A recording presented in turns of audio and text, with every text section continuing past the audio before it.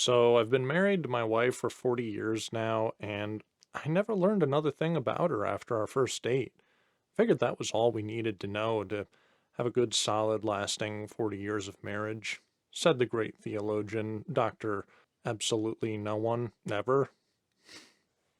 So I was at a bus station in Grand Rapids looking to get back to New York, and I was going to be a while, so I found a seat next to a guy who looked like he was about 106 miles from Chicago with a half pack of cigarettes, maybe looking to get the band back together. It was somewhat dark out, and he was wearing sunglasses. So I asked him if I could sit down next to him. He said the seat was free, and we engaged one another in obligatory small talk. And eventually the subject came up, and he asked me, "What do you do for a living?" And I said, "Well, I'm a pastor." And he leaned in close enough to me that I could smell his breath, and he said, "Do unto others as you would have them do to you." That's my religion. I don't know why anyone would want to make it any more complicated than that.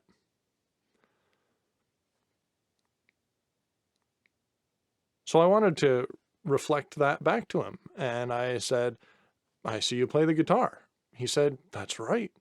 I'm a classically trained, finger plucking, G string guitarist extraordinaire."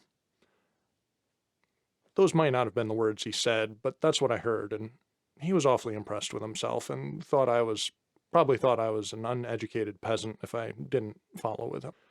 But I said to him, "I bet you didn't know it, but I'm a guitar enthusiast myself." He said, "Really?" I said, "Yeah. I learned to play the E minor chord. I don't know why anyone would want to make music any more complicated than that."